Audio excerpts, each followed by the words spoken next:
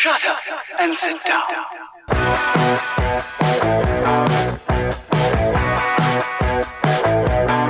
Hey everybody, and welcome to Nerdsplaining Podcast. I'm your host, Eric Da Silva. With me, as always, my co-host, Jose Romero. Happy Nerd Day, and what a day it is. Right on cue. A special announcement. Special. We said we're doing this, right? We said we're going to jump on the day, and he waited to the very last day of the month, right? James Gunn had said January at some point, and he waited till the last moment, right? This is literally the equivalent of like the cars slamming on the brakes, trying not to hit the red that just became the yellow turn. Like, and he made 31st! Just in time as promised by Mr. Gunn. The DC slate, or a part of it anyway, was finally announced. We've been waiting for this since December, November, whenever he got hired, and they were talking about January being the month he's going to announce the slate and get a better sense of where this DCU, as he's calling it, is going to go. So it's here, man. He dropped it. So we figured we're going to do the show the same night that it dropped, and we are men of our word at times. And I, as you can tell from the additional changes to my background, I have all my DC, not all, but some DC stuff. I'm wearing my Superman shirt. That's right. That's true. I'm very excited because there was a bunch of stuff we were hoping for, a bunch of unexpected stuff, and then stuff that it goes beyond expected. Just like, really? And not in a bad way. No, yeah. We'll get specifics in a second, but overall, we got a little bit of the, like you said, status quo, which we needed and wanted, and a lot of stuff. We know James Gunn, right? We know, and his affinity for the obscure, and he really dug deep in some of these characters, of which I know you are. I am not as familiar with, so we'll give you guys a good education as far as what potentially to expect out of some of these properties. Because I was like, who, what? Okay. There was only one property. Whatever. There was only one property that was completely caught off guard, but in a good way, or what? In a good way, or in a good way. I mean, I wasn't caught off with the idea because both companies have a version of this type of team setup. But as a team project, I was like, really? Like, I was like, it was nowhere even in my like possible like, oh man, maybe it'll be like Doom Patrol. Like, these guys are deeper cuts than Doom Patrol. Wow. So that's deep. Yeah. And everything else, I was like, oh yeah, that good. But there's one I was like, wow. Yeah, this is gonna be interesting because I don't think that the casual fan, just pure casual, right, cinephiles or cinema fans are gonna be aware of most of these people, most of these characters. They're not. No. So they have a large task ahead of them in trying to get these people to be familiar and like these characters. And I mean, let's get to it. 'Cause, I mean, that's a lot. And he stated he's not giving us the whole slate, right? This is part of the part one, or chapter one, as he said it. I think he's called it Gods and Monsters is the name of the chapter. Which, by the way, real fast, what a great way to make yourself like Marvel without making yourself like Marvel. You're not doing phases, you do chapters. Yes. And each chapter has a title. Chapter 1, Gods and Monsters. Wow. Like, that is a great way to, like, I see your phases and I raise a subtitle. Yeah, I like that. And before we get to the DCU stuff, we're gonna go start with a couple nuggets that he dropped, right? That's sure. And one of them was kind of not a minor drop, I guess. I won't say nugget, but it's kind of a big deal. And this DC Elseworld, I forget, maybe I'm Elseworld that he's doing like, almost like a side studio, which I think is a great idea, right? So movies like the Batman, of course, Matt Reeves, and the Joker, which we know is the Joker Part 2 that's coming out. Very cool. I mean, he announced the Batman, and right? Teen Titans Go. And Teen Titans Go, right? All part of this Elseworld situation, which is good because we'll get to it in a second. But Batman, we knew it was coming anyway, but it's confirmed. Sure. Matt Reeves. We got a date, right? The 25th and October 3rd, 2025. I'm sorry. So we know it's coming out within 2 years and change. So that's going to start production pretty soon. But I like that because. And I'm thinking about it, I'm like, okay, we have the Elseworld, right? And this, I think, is a chance for a lot of actors, a couple of things. Actors who don't want to commit, right? We hear actors all the time, even those involved, like in Marvel. So as Donna came on, talked about it, as Olsen as well.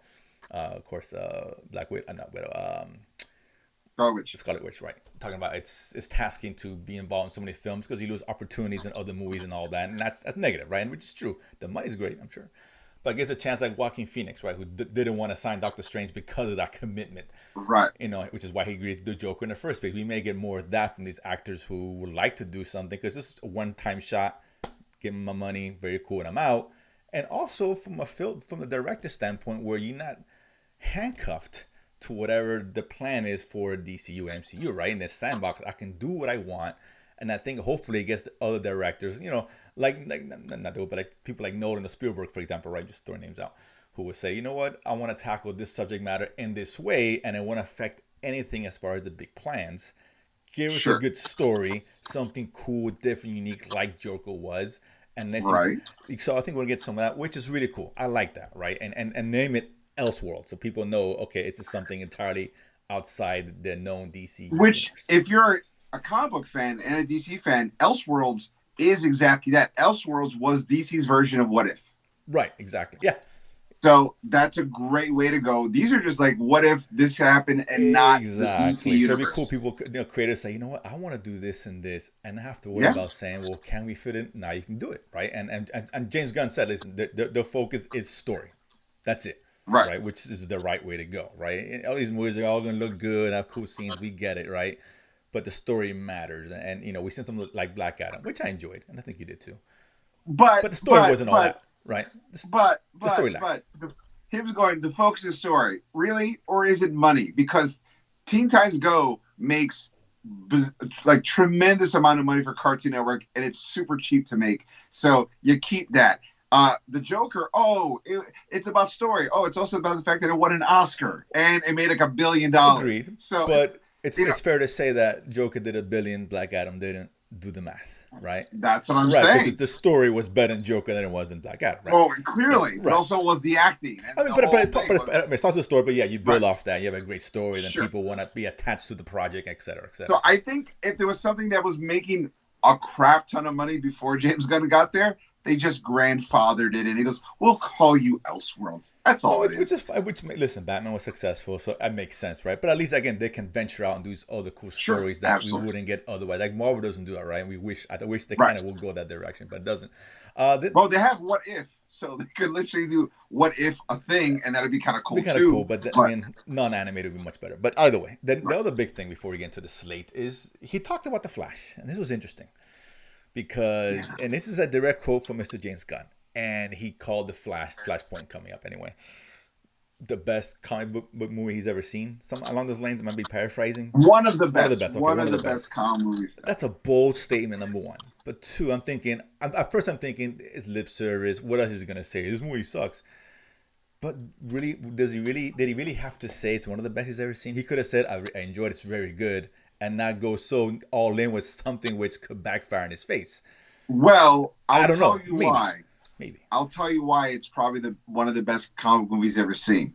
Because it gets to reboot the entire DC universe for him. So for him, like, this is one of the best movies. It saves me all the heavy lifting. I mean, he confirmed it's going to reboot the DCU. That's so, what I'm saying. But that's why. But I don't think he said it because of that. Either he's bullshitting or he means it, right? And we'll find out. Right. We've seen James Cameron, right? The man prints money out of his ass, obviously. He came out, he was supporting, he was producing a Terminator Genocide, whatever the fuck the movie is called. I remember. So great. Really, it was terrible. So, but I don't know if James Gunn really wants to put himself out there that much. He could have just said, it's a really good movie, I'm excited for you guys to see it, and left it at that, right? I mean, look, maybe it's really good. I don't know. What better way to show that you're a company man? Agreed, that was my first thought. I was like, he's playing ball. But to say that, to go that far, because then listen, you're trying to build, a franchise, right? Brand new, no one knows you, and if Flashpoint sucks, if it really sucks, he's just saying that credibility's lost, right? Let's be honest. Like, okay. So I don't know if he really puts himself out there to say this is one of the best ever. Bold statement, when it's not, right? I don't know if he say that. I'm not sure. So I'll take him at his word. I'm gonna take him at his word. I'll get the benefit of the doubt. We're going to find out for ourselves in about, 4 or 5 months, whether he's somewhat accurate. I mean, I have to agree to go that far, but whatever. But that was interesting, the way he said that. But at least it is being rebooted, which you and I talked about. We knew that was kind of the way they were going, so I'm thinking, and I got a feeling... He just made rumor fact. We all knew, exactly. They're obviously rebooting I got a feeling that's how... I got wind that the Superman. I don't know who it is, but I got wind that Superman is known. Who's playing him? Okay. Now, is one of two ways it's gonna go. One is a Comic-Con thing, or a Flash thing. That's what I'm thinking. So at the end of Flash, they reveal who the new Superman is? That's what I'm thinking. I think that'll be a perfect opportunity. Because that's going to be, which we'll get into in a second, the first major character in film, right? Right. Why not introduce him now as a way to announce it to the world? Maybe, perhaps, or wait till Comic-Con. It's going to get announced because, and we'll get into that first because it will lead into Superman. That's the first big movie. We'll start with the movies first announced, and that was the big announcement was Superman Legacy, right? We got a date. Right. July 11, 2025, the first of the films to come out, right? Let me just say this. The thing that he released on Twitter also went with this video, which he showed the cover to All-Star Superman when he announced Superman Legacy. So, and there's multiple things in this announcement that are directly connected to the comic book writer Grant Morrison, who is someone that I've often said, Grant Morrison will take the dumbest idea and make it amazing. If I told you his idea, like, that sounds stupid. And then when you read it, like, I'm crying. Why am I crying? Because he's that good of a writer. And All-Star Superman happens to be one of the things that Grant Morrison did. So I'm really excited that he's taking a lot of Grant Morrison storylines as inspiration for stuff he's doing. So that makes me even more excited about seeing that Superman Legacy now. Yeah, right. What James Gunn is right. So listen, if it's going to come out 2025, July 11th, this movie is going to enter production, it's pre-production fairly soon, right? It's about a year, it's 6 months shoot, with then post-production is another 6 months. You need a year and change to get this movie together, right? So this has to start filming soon. So like I said, I think they've lined up already who the Superman is going to be. I wouldn't be surprised, and I bet you the script is pretty much done too. Because he said that they're not making announcements of movies unless the script is done. He said that. Right. Okay. So I don't think he's going to say it all of a sudden like, well, Superman, he's still writing it. I can't buy that, right? So I think it's done. I just finished Act 1. Right. Exactly. Oh, I got a long way to go. So and he's director's unknown. The rumor is that he's probably going to direct it. I think he should. I don't want him to direct it. There's a movie that he announced that we'll talk about when you bring it up that I want him to direct. This is not it. Get Fair. Spielberg. But I think if this is going to be one, someone put the gun to your head. This is the one he's going to direct. I think. I don't think so. I think I know which one he's going to direct. If at all, because he was kind of acting, he didn't want to direct anything from what he was saying before. But I think he's being taught. I think he's going to direct one. I mean, listen, he can direct anything we're going to talk about. He could direct, but I just don't see like you and I said. You're leading the charge, right? It has to come out of the gate a certain way. You're the head of the company now. Lead the charge, right? Direct it, set the tone, what you want. You can still direct something else. Don't be Zack Snyder. Be Kevin Feige. Right. And lead the charge. So let's see. But yeah, Superman Legacy is coming out. So he talked about it. Obviously we know it's gonna be a younger version. This is not an origin story, which is great. And I like what it says here. The embodiment. This is Safran talking, of course, the co-CEO. Embodiment of truth, justice, in the American way. He is kindness in the world that thinks of kindness as old-fashioned. And I think that's the Superman people probably wanted to see. Right. That's what we've all been clamoring for. And if you want a really good, there's a done in one issue that I hope gets worked into this movie, which is I think it's Superman 475, I think it is, or 775. It's called "What's So Funny About Truth, Justice, and the American Way," and it's about these new heroes who basically punk on Superman, going, you don't know how to be a hero these days. You can't be soft anymore. They come in really hardcore. They kill a villain, and everyone's loving him. And it looks like they drive Superman to the edge, and he snaps, and he kills all of the team members of this team and leaves the last guy. The last guy's like, please don't kill me. Superman's like, why would I kill you? And then when he looks around, he realizes that Superman has created, like, because of his super speed and everything else, he's faked the deaths of all the people he thought he killed. He just moved them when he used a teleporter. And he's like, I would never kill. But I want you to know, like, it's not because I can't. It's because I choose not to. And that's what we have to stand for. It's not what we can do. It's what we don't do because we know better is what defines us. I was like, that is a great Superman right there. That's what I want. I want that. I want it to be all powerful, but realize that there's a better way. Even though I can, there's a better way, and that's what I want. And it makes sense because this is going to be juxtaposed with the next announcement here, right? Because they announced The Authority.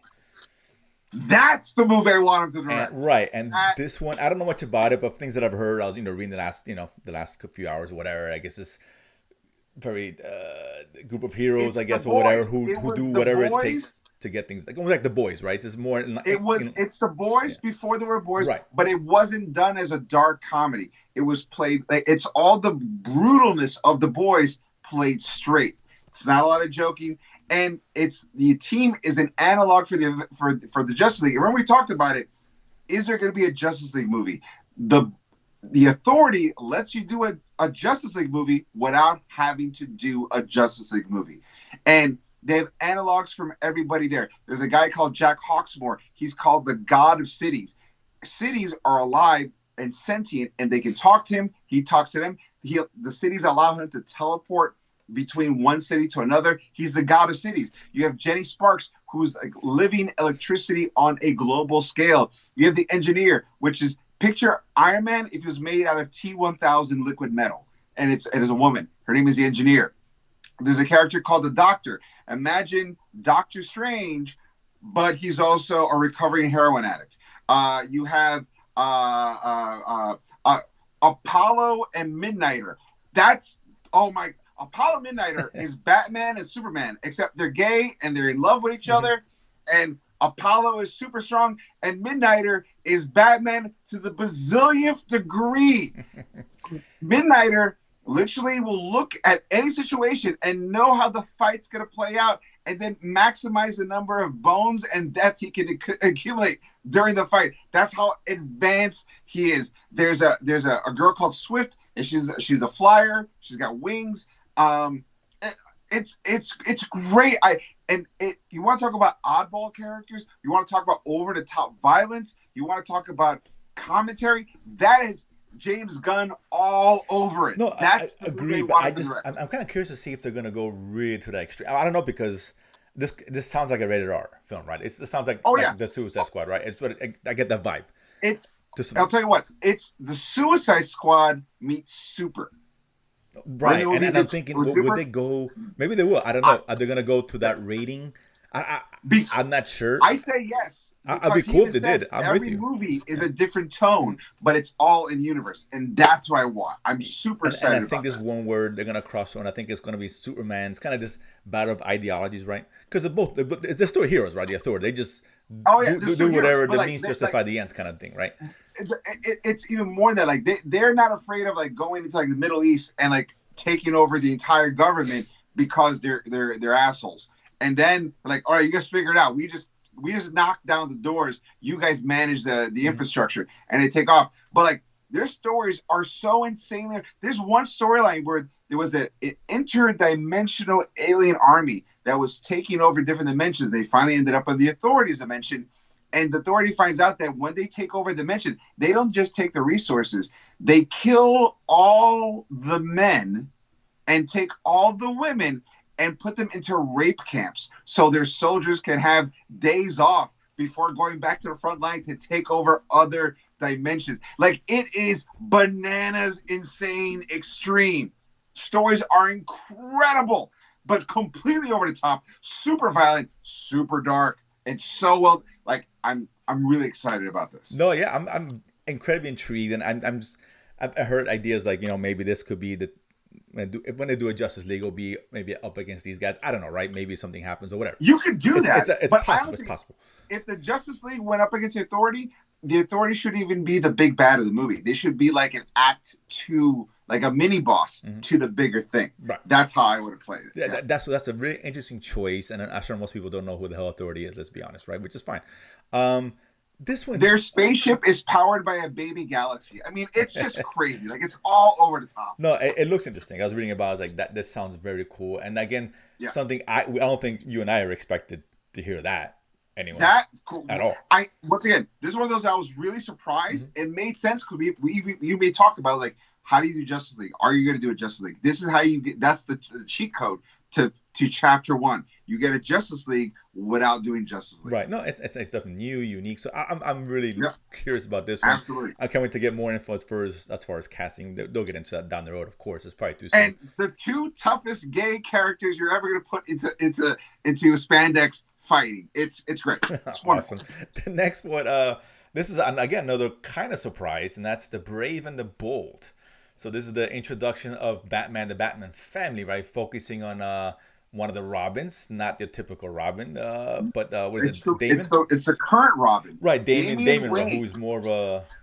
He's his son. It's his son. And, right. Okay, so remember in Batman Begins when Ra's al Ghul trained Batman? Mm-hmm. Right. Remember in The Dark Knight Rises, his daughter showed up? Mm-hmm. In the comic books, Batman had a one-night stand with Talia al Ghul, and she got pregnant.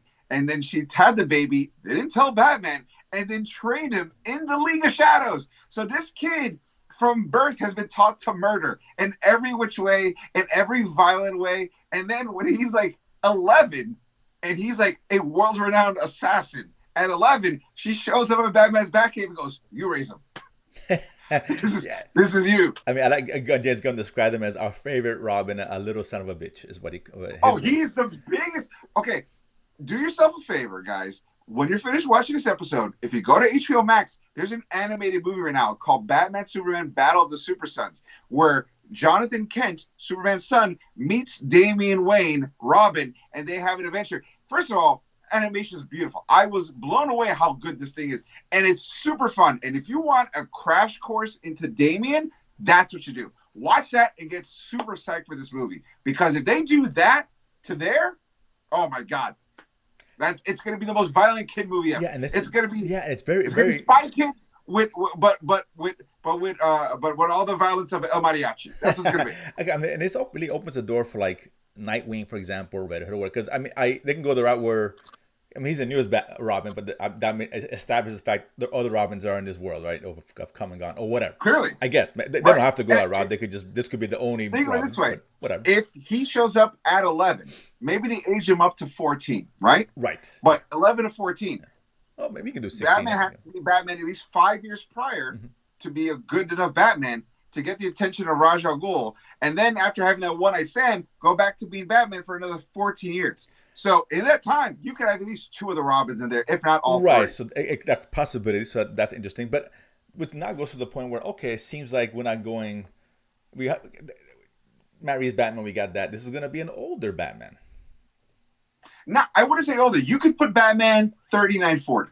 Probably in the 40s. I'm thinking probably in the 40s. But I mean, like with Superman, they went younger, right? They're not doing a young Batman. That is well established. It's going to be an established Batman in his world for years. He's been doing this for 20 years or whatever how he's been doing it, at least 14. I would prefer a 35-year-old Batman. I think Batman works best at 35. I don't know when he, had it on with Talia. I mean, when he was 21. I mean, it seems kind of young. Well, I mean, if Batman started when he was like 19, you have like 3 years. He's 21. That's kind of young for his Batman. I don't know.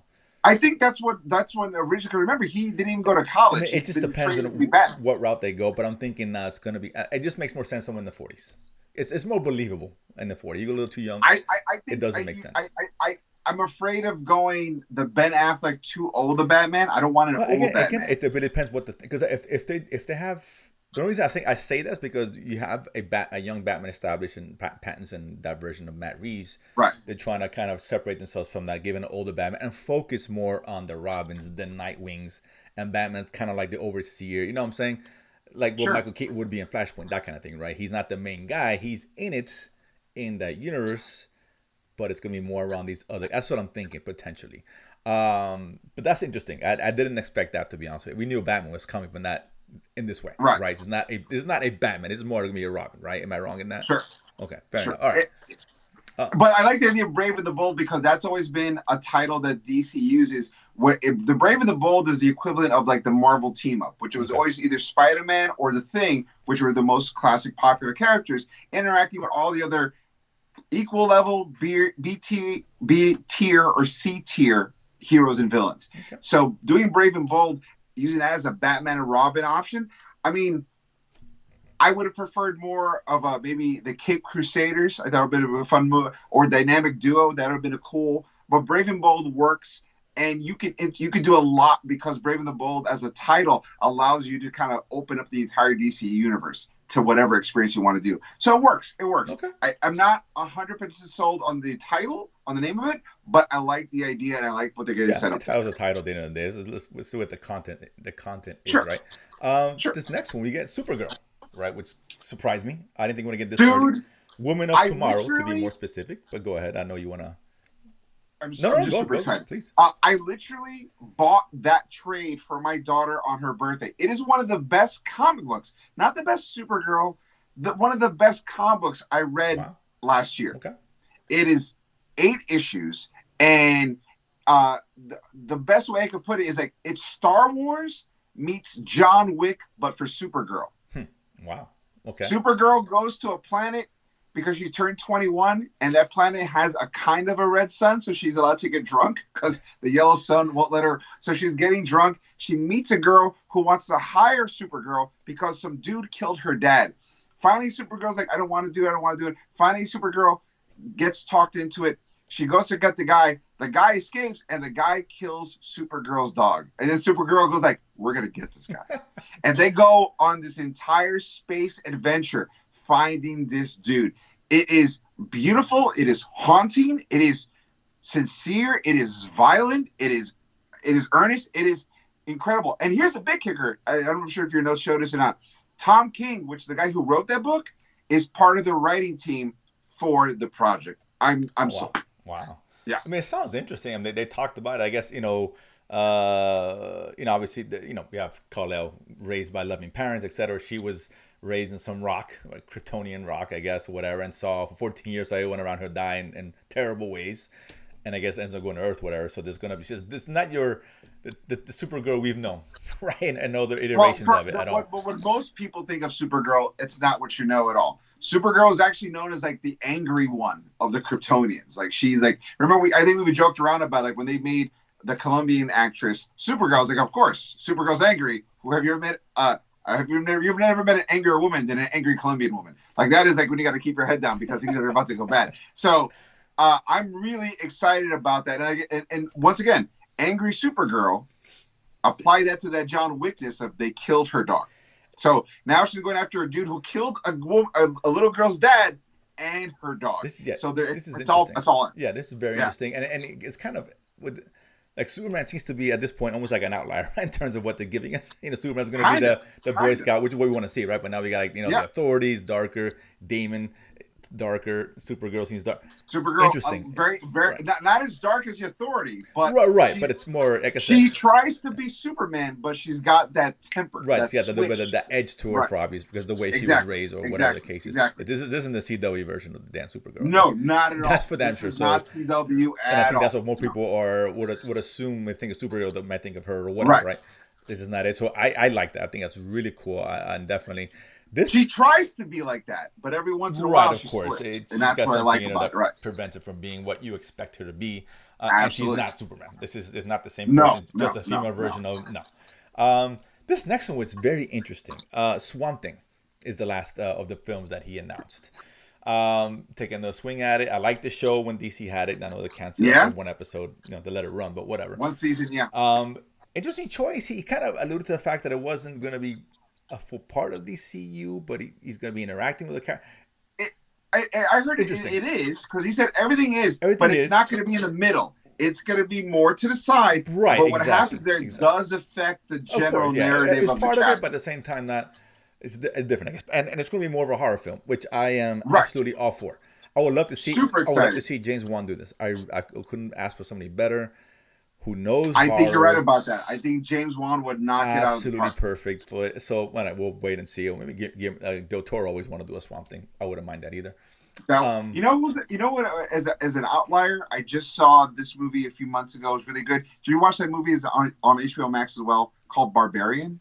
Yeah, that was a good one. Yeah, good film. That dude, whoever, I don't know who directed it, but his understanding of pacing, of telling a story that can switch gears but still come back together, really well put together. I think that would be a really interesting. Like if you wanted someone on the cheap but it's got the skill set, kind of like when you got Derrickson to do Doctor Strange. get this guy, if you want to get somebody who's like competent, I think it'd be a good option as well. I mean, the only name I can think of, and only because Flashpoint, which we alluded to earlier, is Muschietti, right? Andy Muschietti, who's done horror, and if Flashpoint is as good as what everyone's saying that it is, and I've heard it's been good for not just James Gunn, a lot of people are saying that's really good. Yeah. To be fair, he's done horror, obviously, and he's in this world, so he might be another good choice. So interesting choice. I like it. If Flashpoint is one of the greatest superhero movies right? Ever, if that is, if that's true, then obviously that they want to keep him in the DC family. Absolutely. He does horror. Another good choice for him. So there's options there, but I love the horror aspect. And if they go full horror, like I said, if they're going to give us a rated R authority, I'm more confident that Swamp Thing will be a true quote unquote horror vibe film, right? So I'm excited about that. Like, I'm a big horror fan, so I'm all over that. So that kind of like circles the films. Or obviously there's more in this chapter. Those are the ones that he announced. So I like the choices overall. Pleasantly surprised about the direction, the little bit more edge dark that they're going with. It's James Gunn. We should have expected that. Absolutely, because he loves that, and we've seen the Suicide Squad as it's mature, but at the same time it's very playful, right? So which is good. If he can keep that tone, I think that's a good thing. I think that I'm looking forward to it. And then Superman might be the almost different one of the other films, but Superman, that's all you gotta do. Just give us a good start. If we talked about it, if you can't start the DC universe without a Superman. Marvel, it's funny because most of the time people say if you're going to start a Marvel universe, you want to start with Spider-Man. But Marvel showed that when legal complications get in the way, you can start with an Iron Man. You gotta adjust. Make it good. But again, it worked because Iron Man was really good. If Iron Man would have sucked, a whole different conversation we're having. It would have been for years. Absolutely. Right. So they have to nail, which is why I think James Gunn should direct it, because do you want to start behind the eight ball? I don't disagree.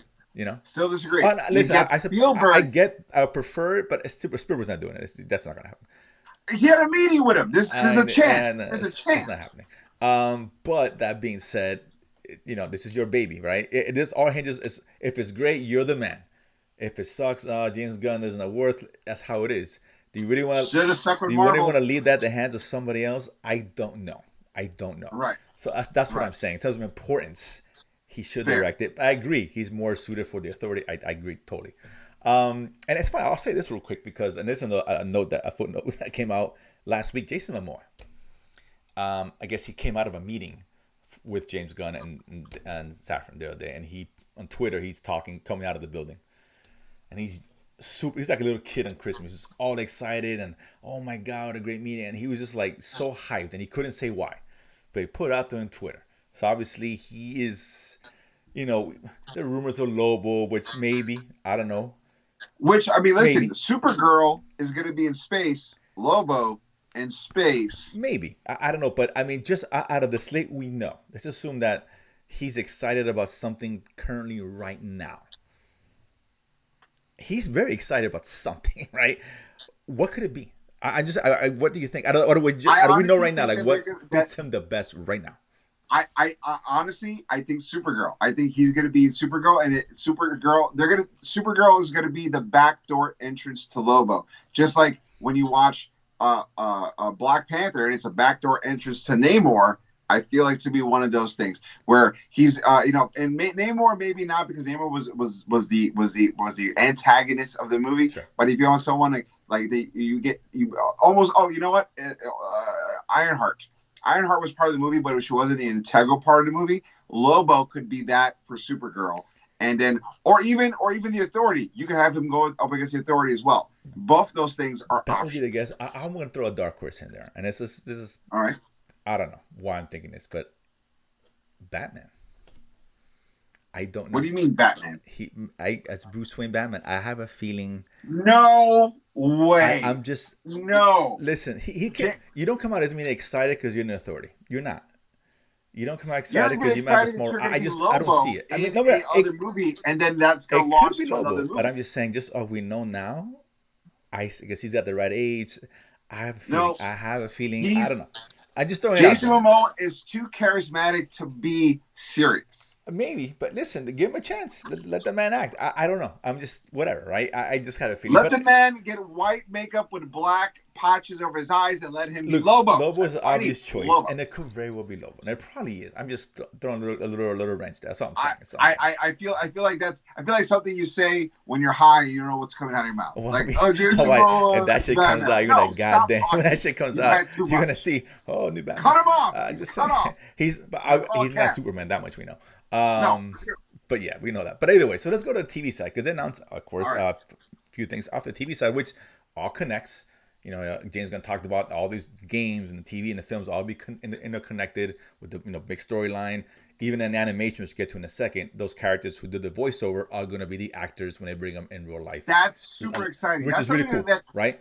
So, What If did a little bit about that, but sure. We've said it several times. Like, if you're going to be in the movies, you should part of your contract. You got to do the cartoons and the video games. That's very interesting. And when we're going to see these characters on TV appear in the live and films, right? Whether it be in the live action TV stuff. So that's interesting. So let's start with the first one, which I know nothing about. And that's Creature Commandos. It is all going to be in HBO Max, of course.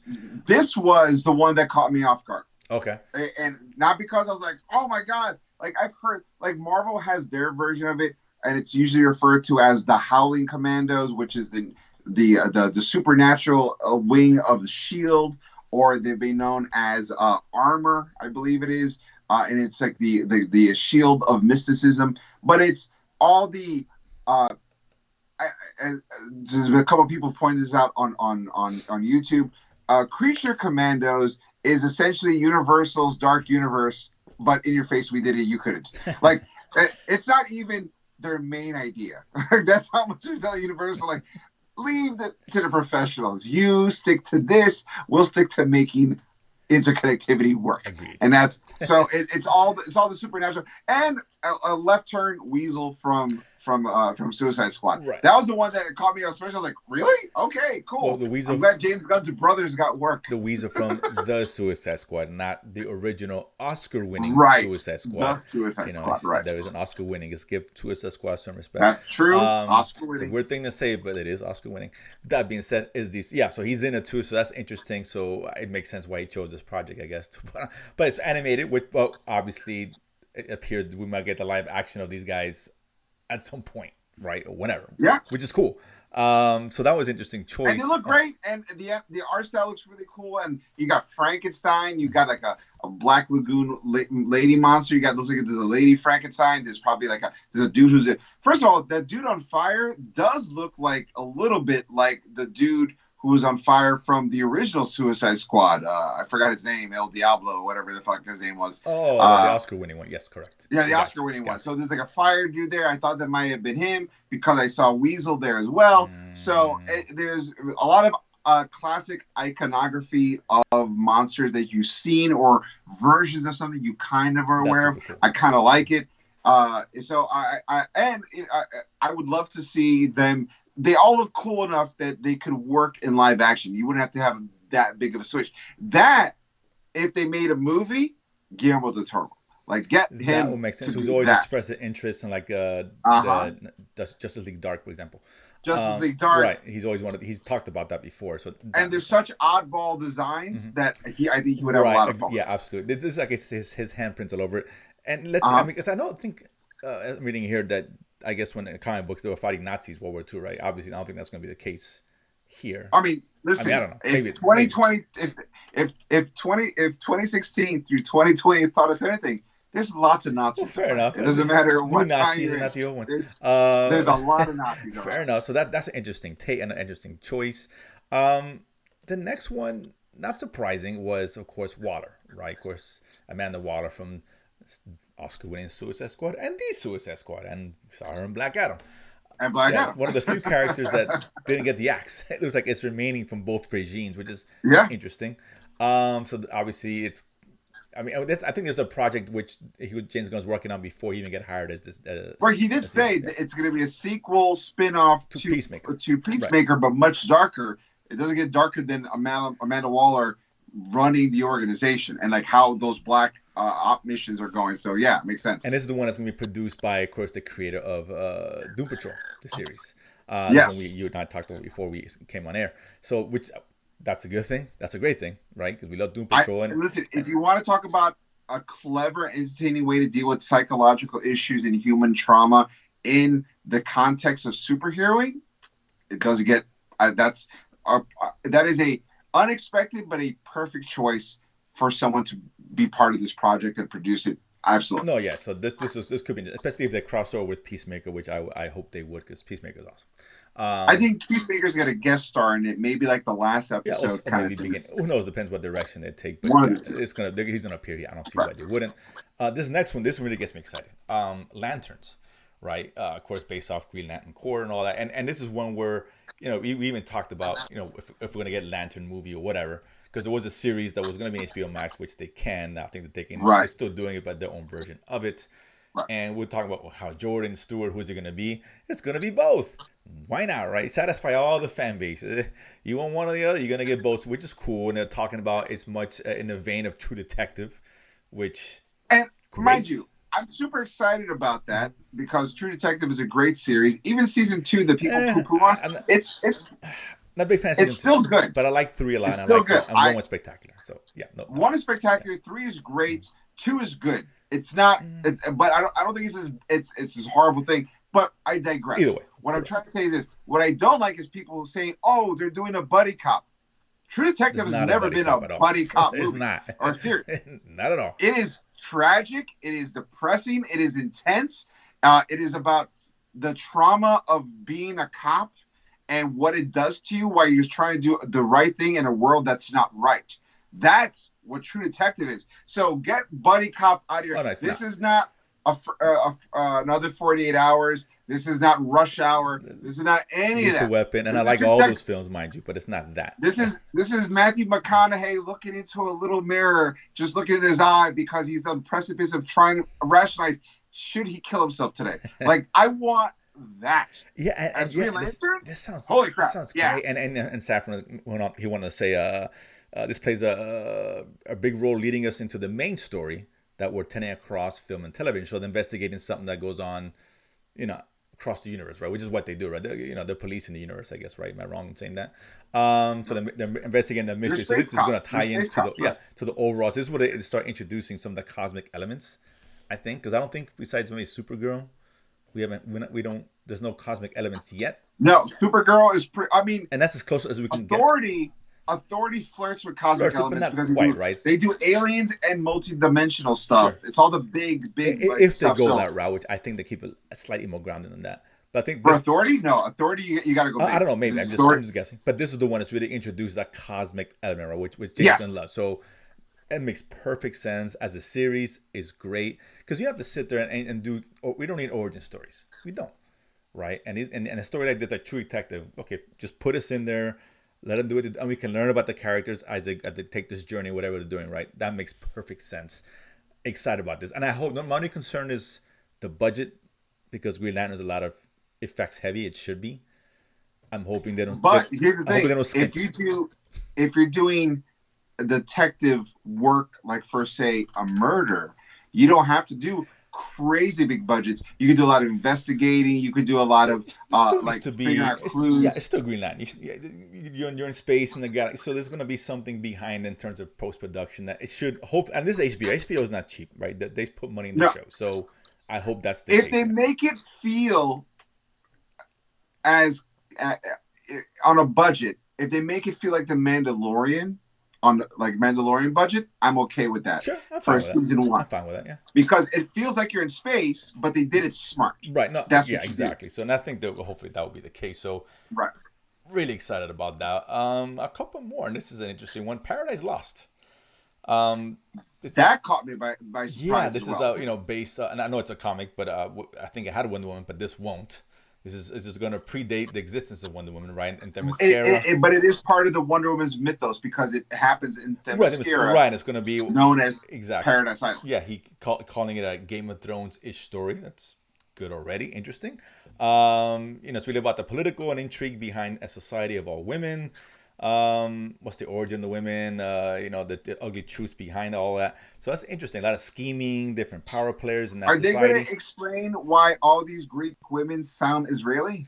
maybe back in the day, Maybe that's the big maybe mystery. they're all forced out of Israel. They all went to Themyscira. I don't know,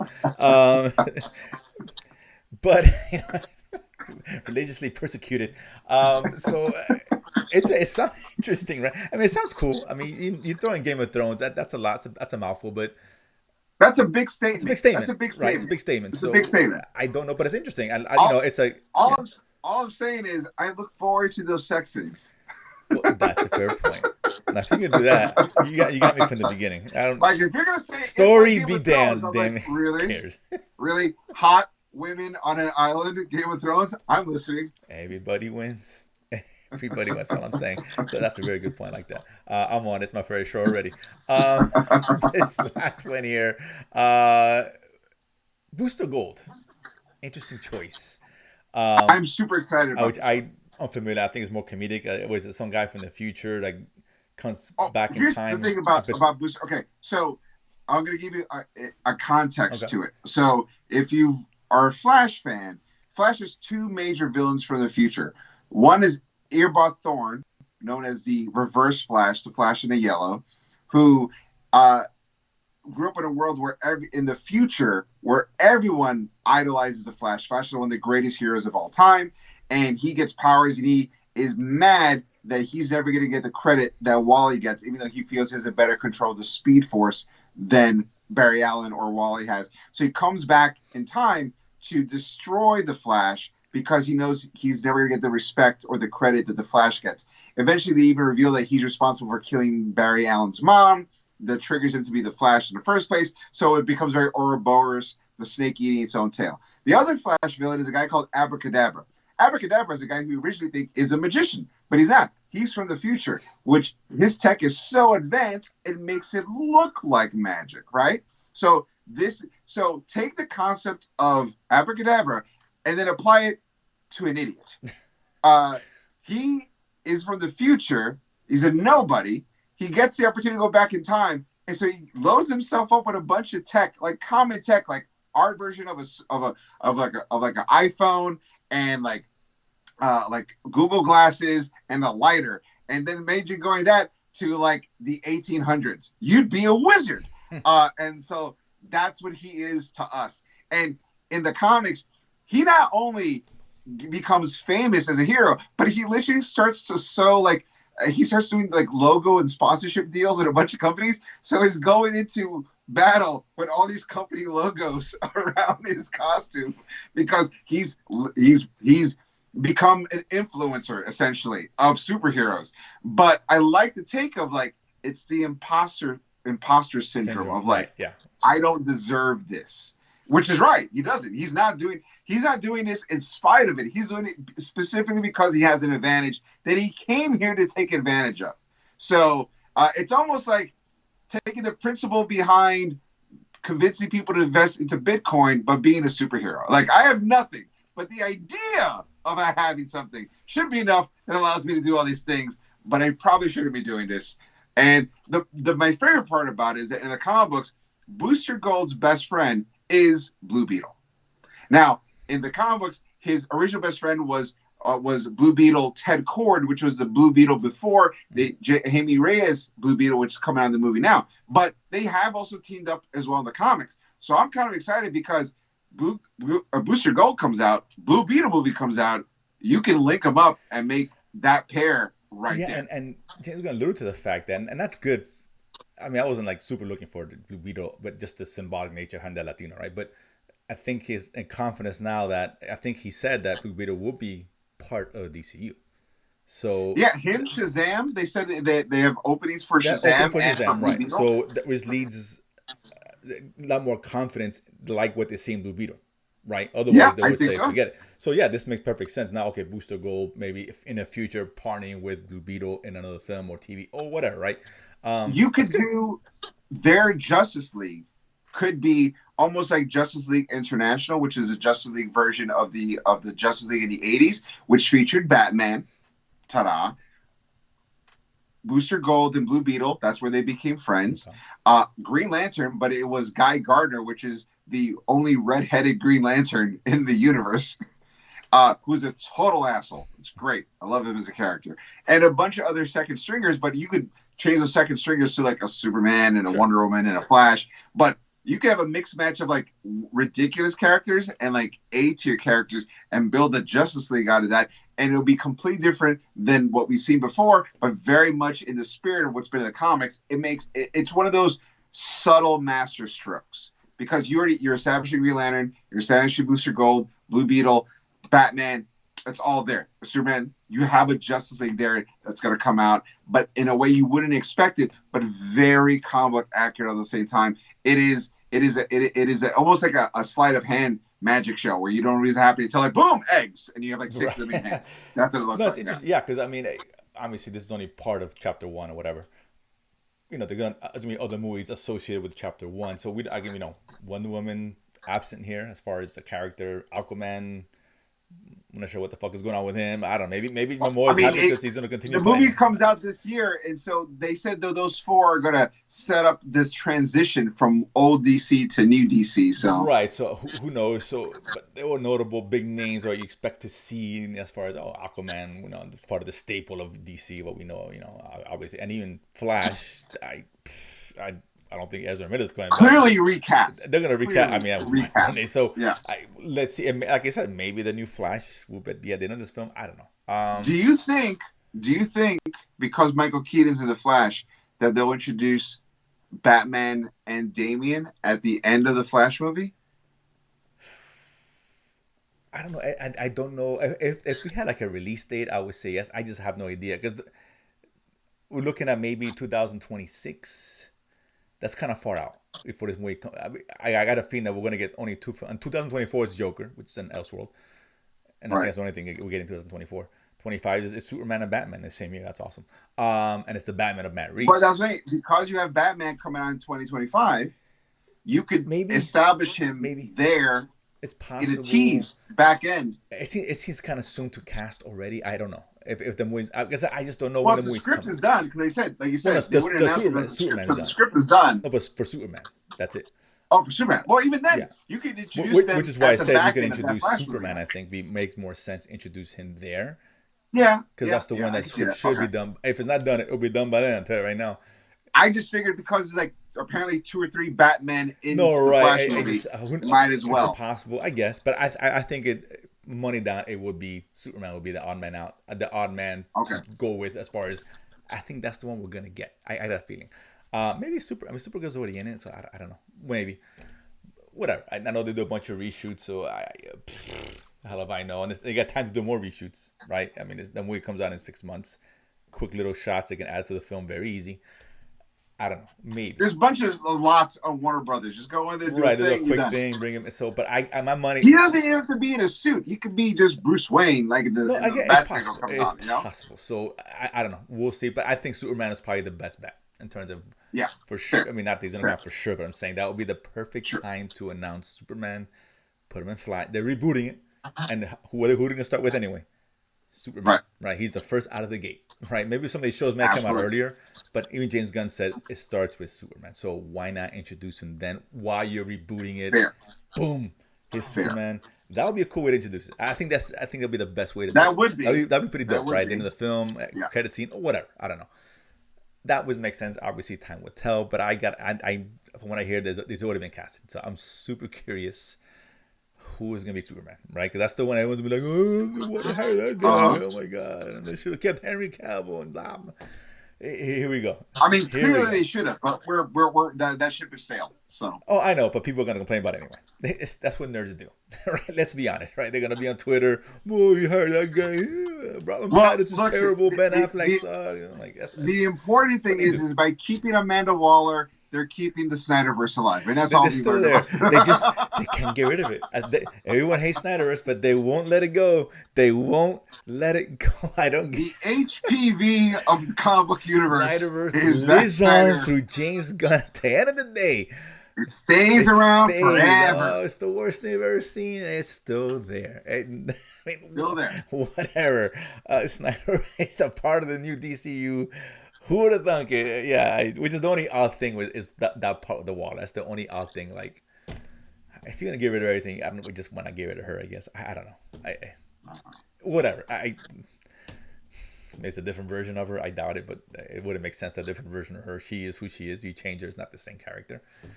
Right. But whatever. But you're right. The variant. Maybe, but it's still, people will see her only. And let's be honest, they're gonna associate her with the Suicide Squad. Let's be clear. Sure. And so whatever. Good for you, Snyder. You're living the dream, dude. Whatever. You're doing it, baby. You're doing it. It's kudos. Everybody hates you, but everybody still wants you to have you around, apparently. So yeah, dude. So there it is for now. We're gonna get more info as it comes, I'm sure. People are speculation is gonna start already, and 5, 4, 3. Oh, check online. Speculation's already out there. Let's see. We'll get more news. I want to get more dates. I want to get some casting. That's what I want to know now. And now but the Authority. I'm with you. I think that I'm more excited about the Authority than anything else. That was the one. Yeah. I'll tell you what. My top 5, because there's a lot, and I'm like top 5. Okay, combining TV and films. Of everything they TV together. Most of them are movies, but Booster Gold and Lanterns are my 2 TV series that I'm like most excited about. Not that nothing else is going to be good, but those are the 2 I'm most excited about. Gotcha. And then movie wise, Superman, Brave and the Bold, and Authority. Those are my top 5 that I'm most excited about. Maybe when I find out more about Paradise Lost, or I find out more about Waller, or I find out more about Creature Commandos, I'll be more excited about it. But like off the jump from my comic book references, those are the ones that I see have the most to offer the narrative that it looks like they're going for, and can because it's being compared to a bunch of stuff that I love watching. Sure. Independently. So I'm like, why not? So I would, absolutely. Same list, except I will substitute Booster Gold because I'm not familiar with them, to be honest with you. And I will put in Supergirl because I'm really curious. I've heard good things about that. Oh, you know what? Supergirl. Yeah. That sounds pretty dope. Damn it. Yeah. Because I got to keep Lanterns, to me, could be the big thing. You're right. As far as the TV stuff, that has me more intrigued than anything else. No doubt.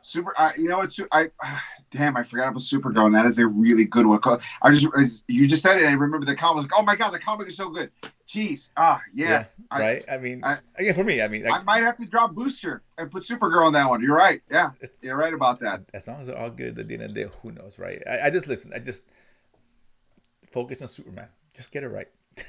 Just get him right. Get it right. And because. Like I said it once, I'm gonna keep saying it until the movie comes out. Because James Gunn is writing Superman, you gotta have Born in the USA. It doesn't.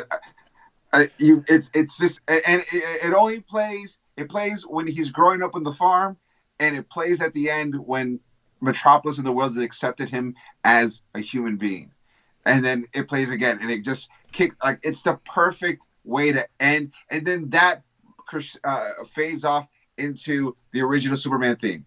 Like, that's how you do it. I hope they keep the flying. I love that theme, no doubt. And quick side note. What are you saying goes into the theme? That's it. Done. Quick side note before we sign off here. Right. Because they did mention that the other project, forgot the writer, but the Abrams version of Superman, right? The Black Superman. Right. That's still in development, apparently. I'm not sure if I believe that, but that's what he says. I'm not sure. It's going to be one of those Elseworld, obviously, right? It's been going on for like 2 going on 3 years, and you're still developing it.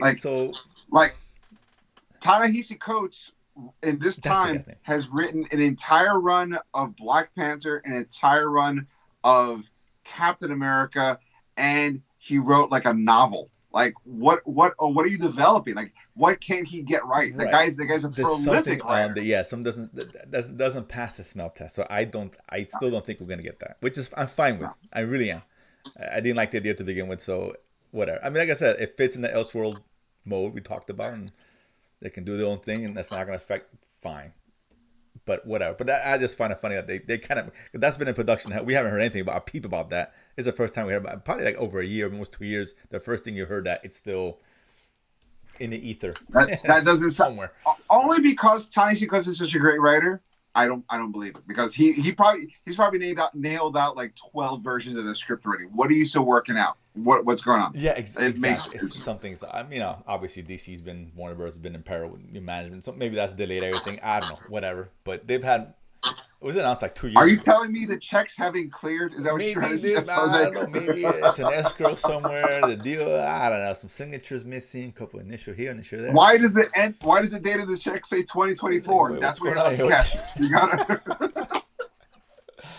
Who knows? But I thought that was interesting. That was funny brought up. But neither here nor there. But so there it is, man. So yeah, a lot of good stuff. I'm excited. It's hard. Guys, it is. It's good. That is the end of this brilliant, amazing show. It's epic. It was huge. We had all the ideas. I guarantee you're not going to find true quality nerd-splaining as you're doing this show. We thank each and every one of you guys tuning in this week. I know we've been gone for a couple of weeks. We've been crazy with our own tours and personal life and all, but we're getting back in here. We have so much stuff to talk about. We got to cover all the episodes of The Last of Us we haven't gotten into, and a bunch of other news, actual comic book news as well. And we'll get to it. And we appreciate you guys. And we're so excited about this news. We wanted to put it out because we're men of our words, as Jose said, and we're here for you all the time. Nerdsplaining all your stuff. As always, guys, you can follow us on social media at Nerdsplaining _ on Twitter, at NerdsplainingPod on Instagram. You can listen to all the original audio episodes of this on at ericdasilva.com, EricDasilva. While you're there, don't forget to pick up my album, Adorably Offensive. Don't forget, if you like this channel, like and subscribe on the YouTube channel Latin Nerd Network, where you can see shows also as The Watch List and Thanos' Choice. And also, thank you for commenting and send us a message. Let us know what you thought about our takes. What do you think would be better takes? What do you want us to talk about next? We'll get that out for you as well, because we love nerd-splaining everything to you guys. As always, guys, I have been Eric Da Silva. This has been Jose Romero. We have been Nerdsplaining. And if you don't know, now you know. Boom.